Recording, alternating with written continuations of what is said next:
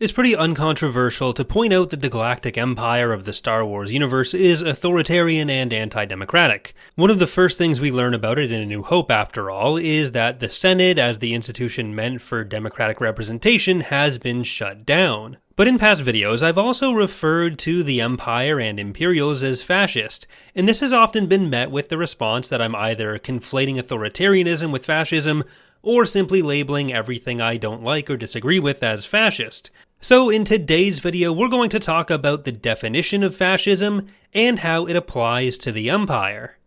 It's certainly true that fascism is often used as an almost catch-all term, especially in everyday speech, to refer to something people think is bad, or as a synonym for authoritarianism. But fascism is its own ideology with its own meaning. Our primary reference for discussing this today is The Nature of Fascism by Roger Griffin, first released in 1991. Prior to this work, and even since it, there have been other attempts to define fascism, but many other definitions tend to involve lists of characteristics of fascist regimes or ideology, which may or may not individually be present in a specific given regime, party, or in the individual viewpoint of someone who would consider themselves a fascist. For example, one commonly stated characteristic of fascist movements is a cult of personality around a leader, something we can certainly see in Star Wars built around Palpatine as one of the things which allows him to gain and maintain power. And while this is certainly a common hallmark of fascist movements, in Griffin's conception, this is an emergent property of fascist thought, rather than something which is a first principle of being a fascist. In part of the book, Griffin discusses the rise of fascism's namesake, the Fascist Party in Italy. And while Mussolini is certainly a central figure in bringing the movement which was ultimately able to form a regime together, the strains of thought which would combine into Italian fascism were present in other members of the future Fascist Party, or in followers of prior leaders, who would have significant impacts on the development of the Fascist Party going forward, like Gabriele D'Annunzio. This is also why, while Italy gets the dubious honor of naming the ideology, the claims that fascism means nothing outside of Italy are also not able to, in Griffin's words, erase the idea of fascism as a concept, quote, with a wave of a lexicographical magic wand, end quote. There's a particular idea being discussed at the root of a variety of fascist movements. We'll get to more of the specific hallmarks which emerge from fascist thought and how the Empire reflects many of them as well, but in Griffin's definition, he focuses on finding what he calls the ideal type of fascism, meaning the purest form of the idea, not the best form of fascism, or the fascist minimum, in other words. So what characteristics need to exist to be considered fascist? This is the definition that Griffin ultimately settles on, quote, fascism is a genus of political ideology whose mythic core in its various permutations is a palingenetic form of populist ultra-nationalism. Palin means again or anew, and genesis means creation or birth, so a continuous process of national rebirth. Griffin often points this out as being in the context of a response to a crisis or decline, whether real or perceived. The populist half of populist ultranationalism refers to a movement which, at least theoretically, gains its legitimacy from popular support, rather than, for example, a king who claims to rule by divine right or something. Ultranationalism refers to a form of nationalism which goes beyond and thus inherently rejects liberal institutions. According to Griffin, populist ultranationalism then, quote, rejects the principles both of absolutism and of pluralistic representative government. It tends to be associated with the concept of the nation as a higher racial, historical, spiritual, or organic reality, which embraces all the members of the ethical community who belong to it. Such a community is regarded by its protagonists as the natural order, which can be contaminated by miscegenation and immigration, by the anarchic, unpatriotic mentality encouraged by liberal individualism, internationalist socialism, and by any number of quote-unquote alien forces allegedly unleashed by modern society. For example, the rise of the masses, the decay of moral values, the leveling of society, cosmopolitanism, feminism, and consumerism. So in this context, we can start to see many of the parallels between the Galactic Empire and fascist movements of the real world.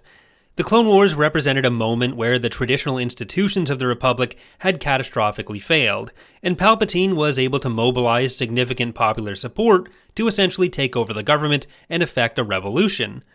The rebellion was reborn in the form of an empire, under a totalitarian ruler who increasingly justified his power as the representative of the will of the people, rather than the ancient regime style of older European monarchs. Palpatine's style of ruling once established has a lot in common with absolutist rulership, but the justification was still from him as a representative of the Republican-turned-Imperial nationalism he had co-opted and shaped during the process of the Clone Wars. We'll get to some more specific examples of the overlap here, but we'll focus on continuing to establish this definition for a little bit still. This focus on popular support in some form is not the same as claiming any kind of democratic legitimacy, to be clear. The authority, quote, derives instead from a self-appointed elite which arrogates to itself alone the ability to interpret the true needs of a people and the mission to install and direct the many new organizational structures necessary to guarantee its coordination and growth as a revolutionary force. The fascist cannot leave revolution to the people because he sees the instincts of the mass of the population as contaminated by decadent forces, leaving it as a mere society riven by class divisions and debilitated by leveling ideologies. Though it may seek through agitation and propaganda to develop an irresistible mass movement, fascism must always, in the last analysis, be imposed by an elite in the name of a national community yet to be realized, and whose realization, even once the movement is installed in power, will initially and in practice indefinitely involve re-education, propaganda, and social control on a massive scale. So there is this supreme importance put on the elite, but there is again a distinction from other forms of authoritarian government. The elite in this situation does not typically refer to the elite as it existed before the fascist takeover, and therefore fascism is inherently revolutionary. Because remember, the national rebirth element is a key component of fascism. This focus on rebirth is, in effect, what makes fascism often not just anti-liberal and anti-socialist, both of which are traditionally parts of the decadent society they're trying to get rid of, something that isn't quite as played out in Star Wars because socialism doesn't really exist in Star Wars, at least in any way that is directly addressed. But fascism is also anti-conservative. So this doesn't mean conservative as a synonym for generally right-wing. It's specifically conservative in the sense of pre-existing or traditional power structures. While gaining power, fascist movements often end up in marriages of convenience with capital and conservative forces, but ultimately fascism either manages to subsume those interests to its own ends, as it did in Italy and Germany, it becomes subsumed by those other ultra-right forces, as Griffin describes it happening in Spain, which we'll talk about a little bit more at the end, bringing in what Griffin calls parafascism, or it fails to gain any amount of real traction and the movement just kind of falls apart. In Star Wars, we similarly see how Palpatine is able to get his powers through the cooperation of the Senate, at least at first, granting him emergency powers. The corporations which remained loyal to the Republic were also granted significant powers by Palpatine, making them loyal to him and his supporters, which I've talked about in prior lore videos in a bit more detail, particularly those about the corporate sector. But we can also see how Kuat Drive Yarj managed to emerge as a beneficiary of Palpatine's seizure of power, subsuming itself within the fascist state apparatus. Kuat Drive Yarj essentially became the Imperial Volkswagen. But crucially, the elite which ended up ruling the Empire was significantly different from the elite which found itself in power at the start of the Clone Wars. The Senate saw its own power repeatedly reduced until it was shut down entirely despite its initial cooperation with Palpatine. It was supplanted by a new elite which emerged relatively slowly over the years, initially in the form of new governors and moffs, and then there were also new institutions grafted onto the Old Republic state, like the Imperial Security Bureau or ISB, and the Committee for the Preservation of the New Order or Compnor. These positions and institutions represented the new emergent chauvinistic ultra-nationalism which lay at the core of the fascist project of the Imperials, a nationalism shaped by and around humanocentrism. Much like the neo-syndicalist branch that fed into the future Italian fascist party thought that World War I, quote, would bury for good the forms of ideologies of the past and prepare the way for something radically new, end quote, the Clone Wars was going to do the same for the national human community envisioned by the future Imperials, and there are again a few branches to this. One powerful faction within Palpatine's future coalition were the militarists, led first by Ranulph Tarkin of the planet Ariadu in the Seswana sector.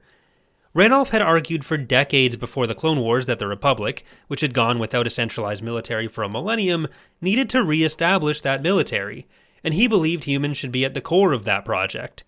His big opportunity came with the Stark Hyperspace War, which I again have gone into in more depth in a prior video.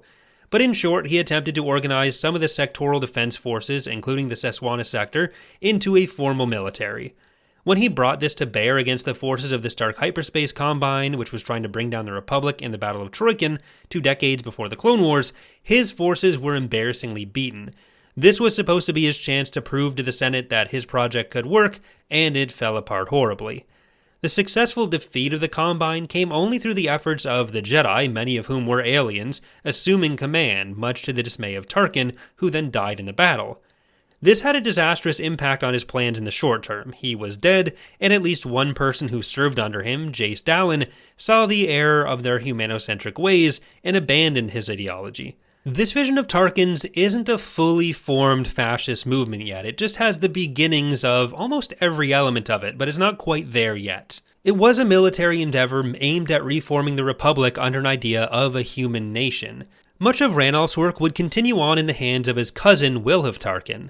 In the decade before the Clone Wars, this Tarkin, who I'm just going to call Tarkin because he's Tarkin, had begun his political alliance with Palpatine and approached other, specifically human figures within the Republic to grow an underground political project among individuals generally on the periphery of the elite at best. In the novel Rogue Planet, we see some of this in action, where Tarkin outlines the purely human nature and intent of his projects with his unknown benefactor, which he does in a discussion with up-and-coming ship designer Raith Senar, who would later become a prominent industrial leader under the Empire. Non-humans may be useful for now, he said, but humans were the future. But whether human or not, you can like this video and subscribe for more. I'm 75% sure this video is going to be demonetized, so doing that and checking out some other videos is always helpful. I'm not going to read out this whole passage because there's 2 people talking and it talks about putting fingers in soup, but you can see there's a lot of very clear human bias, and very importantly that there's this upcoming political revolution which will put humans firmly on top. The most vociferous voices in this direction in the pre-Imperial period, though, came during the Clone Wars, from the Commission for the Protection of the Republic, or Comp-Or, predecessor to the previously mentioned Comp-Nor, and which was most succinctly described by one clone trooper as, quote, strutting little twerps who wanted firm government as long as it was imposed on lesser beings and not them. This was essentially a political lobbying group under the auspices of the Chancellor's office, which produced propaganda advocating for stronger powers for the Chancellor and the executive branch, pulling away power from the legislative and judicial branches. Comp-Or was able to successfully lobby, i.e. blackmail, Coruscant's Minister of Ingress, Tanin Praji, to deport vast numbers of non-humans from Coruscant during the Clone Wars, on the grounds that they were members of species with prominent positions in the CIS. Aliens are therefore being positioned as the cause of this societal decadence and the thing that is holding back the Republic and the galaxy. They would claim it's because they were a security threat during the war because they could be spies, and I would disagree with that and think it's still just entirely based on racism. But even if you grant that, once the Empire was in charge, there were alien exclusion zones established on Coruscant to an even greater extent than they had been during the Clone Wars. Comp-Or also included a youth-oriented sub-adult group. When confronted with the criticism that Comp-Or, and particularly the SA group, were overwhelmingly human, over 95%, especially in the context of their largely anti-alien activities, Kroya Vandran, a spokesperson for the organization, said, quote, we cannot help that the first to join happen to be of human descent. We have non-human applicants, to be sure. Their applications are still under review, end quote. By the end of the war, these Palpatine loyalists had taken over key areas of the Republic state, solidifying Palpatine's hold before he even declared the formation of the Empire.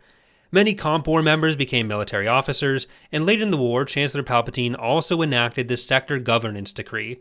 This allowed him to install new governors called Moffs throughout the galaxy, who had joint roles in civilian governance and military leadership. The position was named after leaders of ancient empires who had joined the Republic, an indicator of just the kind of executive power he intended to wield through these governors as essentially his representatives. The initial group of appointees included Tarkin, who, as we know, had been working on furthering Palpatine's influence behind the scenes for years, and who would also go on to become one of the even more powerful Grand Moffs under the Empire. Tarkin was one of the biggest political ideologues behind the Empire. We've already pretty well established what his idea of Imperial nationalism would be based on, namely human supremacy. But this type of appeal to the distant past is something Griffin brings up when discussing the relationship between fascism and conservatism. Again, conservatism as in the maintenance of or return to traditional power structures, giving the examples of fascist Italy as a quest to restore the Roman Empire, or appeals to chivalric culture and within Nazi Germany, a so-called Aryan past. Instead of looking to restore some literal element of society, these are used within fascism for their mythic quality, and to try to imbue what is a new revolutionary movement with these theoretically universal truths they pose themselves as the heirs to. But we're still dealing with a new structure outside of the traditional elite. The Empire is notable in that many of its most powerful leaders came not from core-based human populations, but also from rimward planets like Ariadu for Tarkin or Naboo for Palpatine, which still attempted to lay claim to being the source of the Republic's traditions and origins. They just didn't particularly care about democracy as a tradition of the Republic. There's other examples like Mussolini claiming Christ is Roman. The goal isn't so much to identify any particular religious or historical tradition with the movement, so much as to seek any possible sort of legitimization that they can get. Thus, we can see how, despite the necessary cooperation in the early stages from traditional elites like the Senate in granting Palpatine power, much like in real-life fascist movements, the ultimate leadership in the Empire replaced that with the new human nationalist elite, taking latent anti-alien biases and empowering them in new, concentrated ways. Compor in particular acts as a counterpart to the real-world political parties, showing the alleged populist nature of the movement while also having clear indicators of their elitist, exclusionary, and authoritarian attitudes, especially with respect to non-humans. These pro-human sentiments did not emerge from nowhere, though. There had always been some element of tension between humans and non-humans, usually mirrored by economic tensions between the core, which was more dominated by humans, and the outer rim, which was more populated with aliens. Coruscant had been the flashpoint for such tensions as it grew increasingly cosmopolitan, with prior despotic regimes like the Pius Day engaging in anti-alien crusades and trying to establish humanity as the dominant species, with the idea of human high culture growing from that. And this did happen to be the focal point on which Imperial fascism settled, but, quote, "It is not intrinsic to fascism that particular groups should be picked out for persecution, let alone for systematic genocide.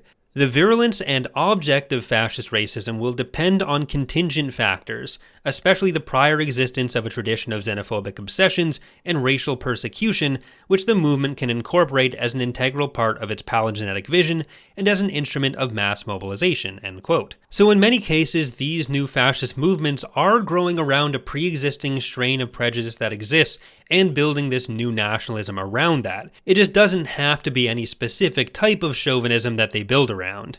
We can of course see similar strains, especially within Nazi Germany, of older prejudices which existed beforehand, like anti-Semitism, being used as a focal point and rallying cry for this new nationalism based around racial supremacy.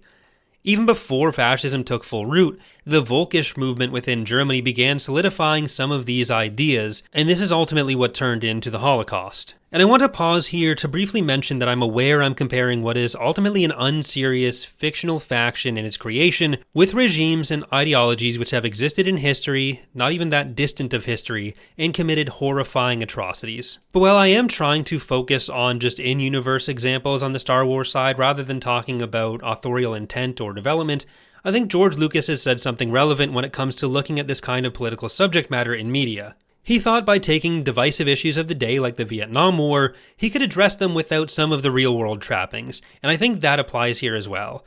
By talking about these characteristics and looking at how they apply or don't apply or how they can evolve, it allows us to talk about fascism as a concept and show how it can apply and be recognized, while still making it all the way to page 6 in this script, 20 minutes into this video, before I even say the name Stephen Miller. So heading back to our pointless fictional world, the Imperial movement falls in line with another idea common in real-world fascist movements, the creation of a new fascist man at the center of their national myth. This new type of person is supposed to be the core of the aforementioned community that is yet to be realized.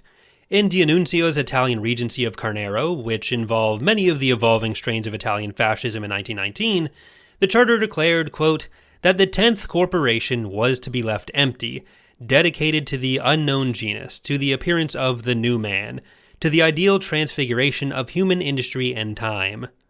Mussolini's fascist party often also invoked the idea of the new fascist man. The national character would undergo a transformation under fascism to become that of a new man, or fascist man, purged of the deformations of personality engendered by demo-liberalism. That Italy was pioneering a new type of state, in which all citizens would eventually find fulfillment of their human potential as part of a heroic supra-individual reality. In Germany, the idea of the new fascist man remained, although it also took in elements of Nazi race science in many cases. Like most fascist societal projects, this largely amounted to failures in real-world fascist movements, but in Star Wars there was a version of it which succeeded in a more lasting way. And this is the creation of the Imperial as a national community.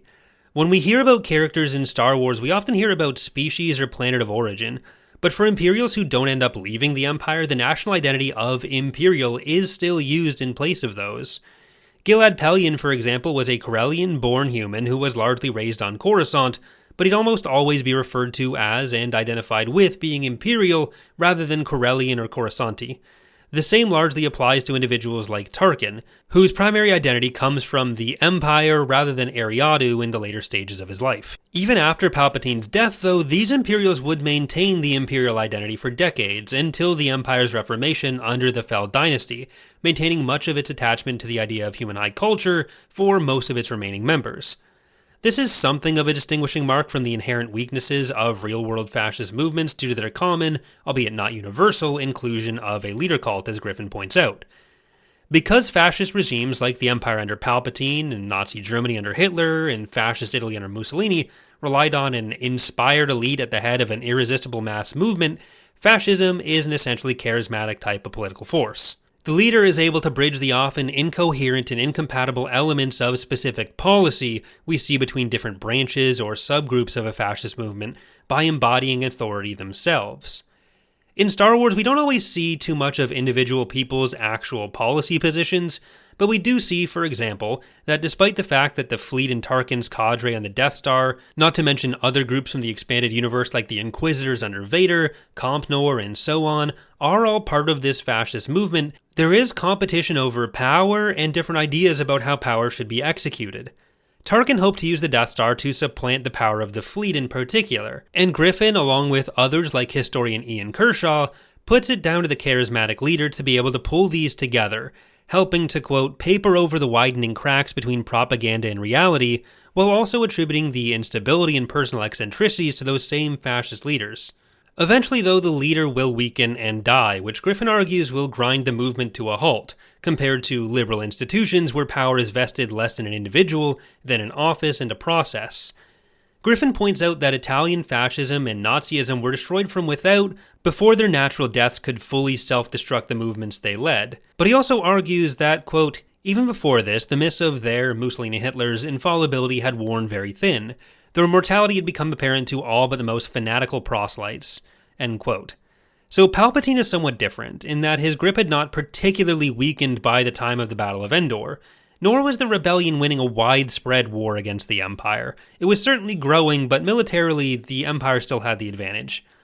Nevertheless, Palpatine's death did fracture the various factions and sectors within the Empire, leading to the creation of a variety of infighting successor states unable to oppose the New Republic in any long-term effective way. The movements didn't fully collapse, however. Leaders like Thrawn and Dala were able to emerge and give some hope of reigniting the galaxy-spanning Empire, and regardless of where any remaining Imperial state was astrographically, they remained unreconstructedly Imperial. They also continued to yearn and look for opportunities to reassert Imperial order in the galaxy, despite the clear indicators that, despite what they tell themselves, their movement inherently creates the instability they claim to be against. Imperial characters constantly point to the divisions within the New Republic between various species and claim that that is why pluralist democracy wouldn't work in the galaxy, something we essentially see them assert in the Hand of Thrawn duology repeatedly. But the inconvenient fact they leave out is that much of the division comes down to feelings of inequality exacerbated by Imperial rule. The atrocity being investigated in the Hand of Thrawn duology, the destruction of the planet Kamaz, had happened under the Empire, because of Palpatine feeling threatened by the Kamasi species. Even if the Empire made more of an effort to cover these things up than the New Republic did, they can't keep expecting that destroying planets would be a way to dispel dissent. This is how they create more dissent. Fascist systems repeatedly engage in these kinds of atrocities in the name of their increasingly narrow identitarian movements. They're always really big fans of promising 1,000 years of peace and prosperity for their narrow national identity, but that is never a promise that they can actually fulfill. It is a self-defeating goal. So the fallibility of the leader is only one of the two intrinsic structural weaknesses within fascism pointed out by Griffin. The second is in line with what we've just been saying. Quote, the need to prolong indefinitely the palingenetic phase of revolutionary transformation combines with the necessity of routinizing and prolonging indefinitely its charismatic appeal in a way which utterly destroys fascism's viability as the blueprint for a new type of society, end quote. So essentially, even when it's ascendant in a regime, fascism is not actually fully supported by everyone. The whole population doesn't automatically convert to fascism, and indeed fascism's national myth is by nature going to be exclusionary to most groups and most points of view. It needs to pretend, in order to exist, that it can erect a universal heterodoxy. But all societies are by nature to some degree pluralistic, even if power structures attempt to deny that. Much like the position of the charismatic leader papers over the individual political goals of different groups within the fascist movement, this idea of the idealized populist ultra-nationalism covers over the individual differences even within the group that it's claiming to represent. So the national community promised by fascism is always something being repeatedly revolutioned towards, not a goal you can actually reach, certainly not naturally, and so, according to Griffin, quote, a grotesque parody of it has to be enacted through the extensive use of propaganda and terror, end quote. This is because outside of the most virulent supporters, most within a fascist regime, most allies of fascism, put up with the movement not because of mass popular identification with the ideology itself, but because of the fascist movement positioning itself as the answer to whatever crisis has happened. In Germany, quote, World War I had exposed the bankruptcy of the Second Reich just as much as the Weimar Republic laid bare the impotence of liberal parliamentarism, end quote. So this is identical to the feelings of many in the Star Wars galaxy about the corruption of the Senate and the outcomes of the Clone Wars. So when fascism fails to deliver on its promises, the movement will begin to fall apart, unless the nature of continual rebirth can convince enough people for long enough that the real enemy is both still out there and nearly defeated, giving rise to common fascist tropes about the weak, effete enemy, which is also simultaneously a decaying force about to destroy everything. And we can see this continued revolution in the form of escalation and coercion at play under the Empire. The removal of the Senate and the creation of the Death Star represent two almost simultaneous happenings nearly 20 years into the regime's life, which were meant to, once again, fully establish control of the Empire once and for all. More directly ideologically, when the Republic transitioned to the Empire, Comp Or was reformed into Comp Nor, under the leadership of future Grand Admiral Ishin Ilraz. Comp Nor's idea of quote-unquote preserving the new order involved repeated, drastic reforms, youth indoctrination, and the deputization of Comp Force, which became a paramilitary force in some ways akin to Italian Blackshirts or Squadrismo, which were the kind of armed wing of fascist movements, or more particularly the German SA and SS. These Comp Force members were split into the Observe and Assault branches, acting as shock troopers, but especially in the Observe branch, acting as spies embedded within the military to ensure loyalty to the new order. Because again, despite the trappings of populist support, the utopian society they're constantly rebirthing towards can never be realized in practice and must always protect against internal threats as well. Hitler had similarly constructed a kind of shadow state within the Nazi Party to prevent internecine strife from threatening his own position within Germany. The fall of the Empire took a somewhat different path than the states where fascist parties managed to install themselves in the real world, though. Italy and Germany's fascist states and parties were largely dismantled following World War II, whereas elements of the Imperial state did remain, as we've said. But the result of this over time makes the Imperial remnant by 19 ABY look more like what Griffin refers to as a Parafascist state, usually in the context of fascist movements which fail and get co-opted by other ultra-right, typically more conservative governments which have a bigger emphasis on a more traditional locus of power, which is also where Griffin locates Francoist Spain.